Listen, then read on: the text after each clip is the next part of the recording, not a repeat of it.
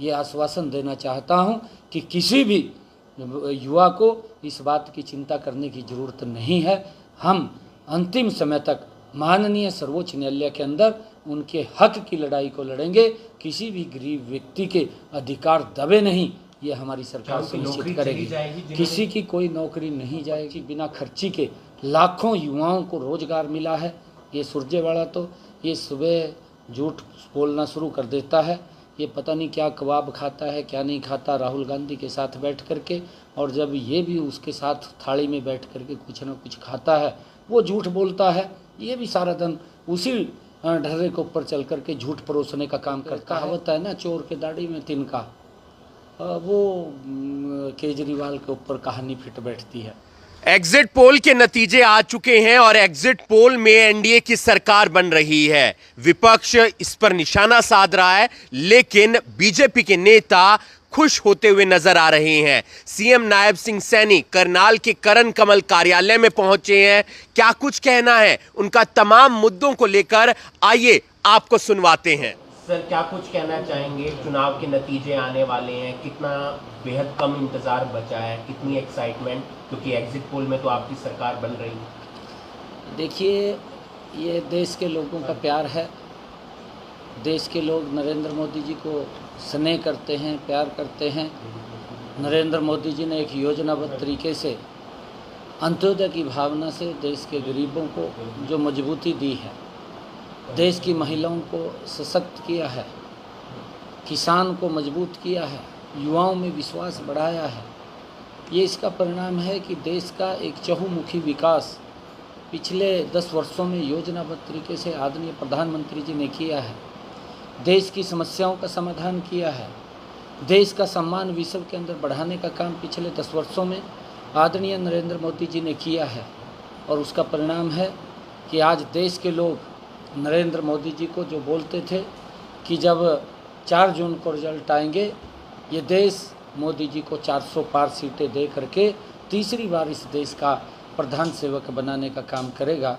और जिस प्रकार से आदरणीय प्रधानमंत्री जी ने संकल्प लिया है कि हम आने वाले 2047 तक भारत को एक विकसित राष्ट्र बनाने का काम करेंगे, और उस विश्वास के ऊपर देश, क्योंकि मोदी जी के ऊपर विश्वास करता है, और 140 करोड़ लोगों ने बढ़ चढ़ करके मोदी जी को उस विकसित भारत में, ये भारत विकसित राष्ट्र बने, एक एक अपना मतदान दे करके आदरणीय मोदी जी को मजबूत करने का काम किया है। और अभी कल जब रिजल्ट आएंगे, उसका नतीजा वो आप लोगों के सामने पूरा देश उसके अंदर शामिल होगा, और ये भारत विकसित राष्ट्र बन जाएगा। ये भारत मजबूत राष्ट्र बनेगा, ये भारत सुरक्षित राष्ट्र बनेगा, ये भारत विकसित राष्ट्र बनेगा।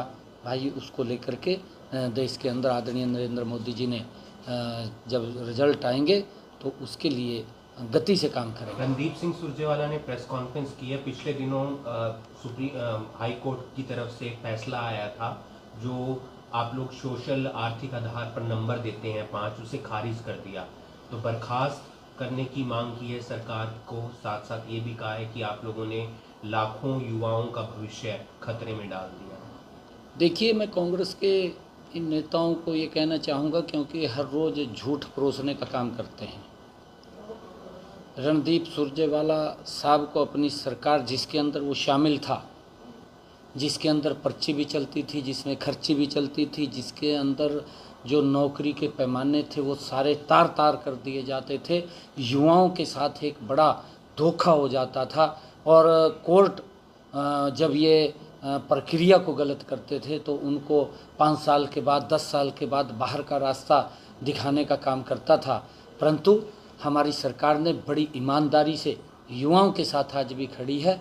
एक गरीब व्यक्ति जिसकी सुनवाई कांग्रेस के कार्यकाल में नहीं होती थी, गरीब व्यक्ति को तो ये लोग वोट के लिए इस्तेमाल करते थे, उसका वोट ले लेते थे, परंतु जब कहीं नौकरी की बात आती थी तो उसको घर में भी नहीं घुसने दिया जाता था। उनके शरीर से रणदीप सुरजेवाला को भी और इनके नेताओं को भी, भूपेंद्र सिंह हुड्डा को भी, अगर ये मंत्री थे उस सरकार के अंदर, बदबू आती थी, वो नज़दीक नहीं लगते थे, तो वोट तो ले लेते थे, वोट लेकर के उन लोगों का शोषण करते थे। पहली बार है कि मनोहर लाल जी ने ऐसा सिस्टम बनाया कि उस गरीब व्यक्ति को कि वो भी हरियाणा सरकार की नौकरी के अंदर आ सके, उसको आर्थिक आधार के ऊपर 5 नंबर देने का काम वो हमारी सरकार ने किया था। और उसकी प्रशंसा प्रथम बैच ने की थी, जो हाई कोर्ट का सिंगल बैच था। उस बैच ने इस जो सिस्टम लागू किया था इसकी प्रशंसा की थी। डबल बैच ने उसको खारिज किया है।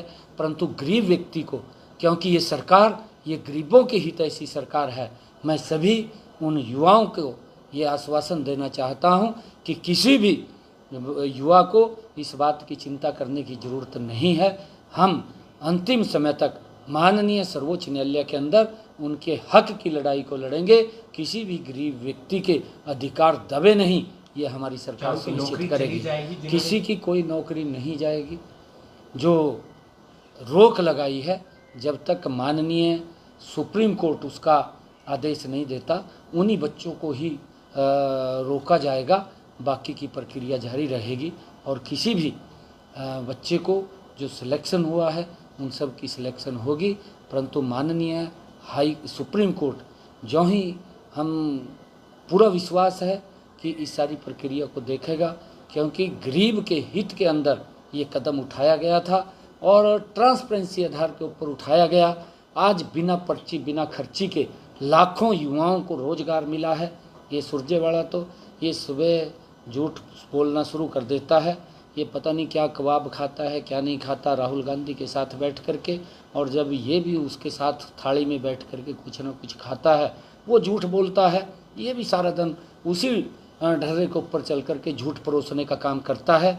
मैं सुरजेवाला साहब को कहूँगा कि तू श्वेत पत्र जारी कर, हरियाणा के युवाओं को बता, जिस सरकार के अंदर तू मंत्री था, भूपेंद्र सिंह हुड्डा प्रदेश का मुख्यमंत्री था, उसमें युवाओं को नौकरी देने की क्या प्रक्रिया थी, कितने युवाओं को नौकरी दी है, ये भी बताने का काम कर। और कैसे नौकरी मिलती थी ये भी बताने का काम कर, किस आधार के ऊपर मिलती थी ये भी बताने का काम कर। तो प्रदेश के युवाओं को गुमराह मत कर। और कितनी नौकरियां दी, 9.5 वर्षों के अंदर हमने कांग्रेस से ज़्यादा नौकरी देने का बिना पर्ची बिना खर्ची के काम किया है।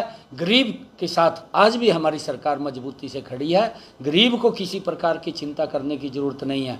आज गरीब का बेटा अगर अपना टेस्ट क्लियर करता है बिना पर्ची बिना खर्ची के, हरियाणा सरकार के अंदर ICS अधिकारी लग जाता है।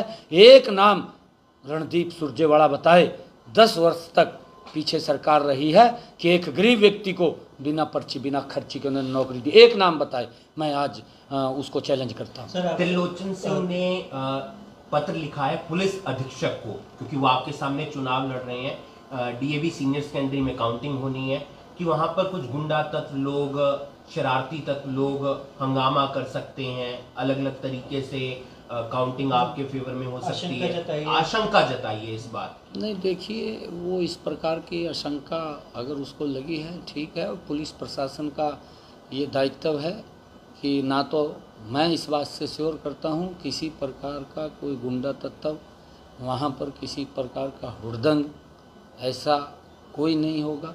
अगर कोई होगा उनको आशंका लगी तो SP साहब को उन्होंने एप्लीकेशन दी है और वहाँ पर व्यवस्थाएं ठीक हों, उसके लिए हम भी SP साहब को कहेंगे ताकि इस प्रकार का कोई समस्या या दिक्कत ना हो अगर उसको लग रहा है।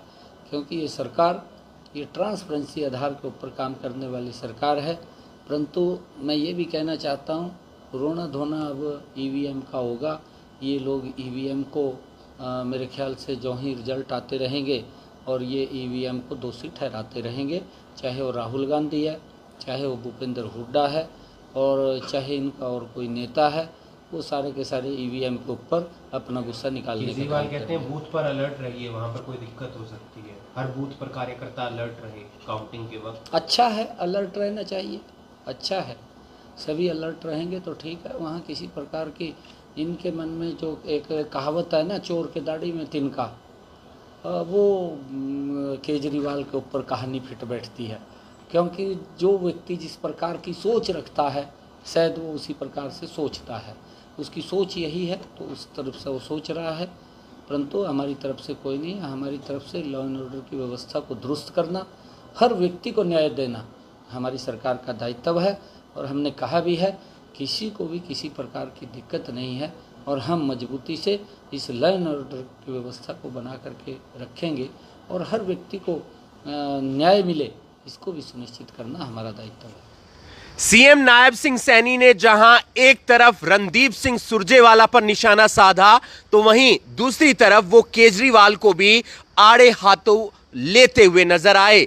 रणदीप सिंह सुरजेवाला ने प्रेस कॉन्फ्रेंस करके सरकार पर निशाना साधा है कि सरकार ने लाखों युवाओं का भविष्य अंधेरे में डाल दिया है। वहीं इस पर नायब सिंह सैनी ने कहा है कि रणदीप सिंह सुरजेवाला को एक श्वेत पत्र जारी करना चाहिए कि उनकी सरकार में जब भूपेंद्र सिंह हुड्डा मुख्यमंत्री थे तो नौकरियां युवाओं को कैसे दी जाती थी, क्या उसमें धांधली नहीं होती थी। इसके अलावा केजरीवाल ने एक बात का जिक्र किया कि अब जब नतीजे आएंगे, मतगणना होंगी, तो वहां पर कार्यकर्ताओं को अलर्ट रहने की जरूरत है। इस पर नायब सिंह सैनी ने कहा कि अब तो ईवीएम का ठीकरा फूटेगा ही। साथ ही साथ उन्होंने प्रधानमंत्री नरेंद्र मोदी की भी तारीफ की। 4 तारीख का इंतजार सभी को है, देखना यह होगा कि केंद्र में किसकी सरकार बनती है। आप देख रहे हैं करनाल ब्रेकिंग न्यूज, मैं हूं आपके साथ हिमांशु नारंग। धन्यवाद।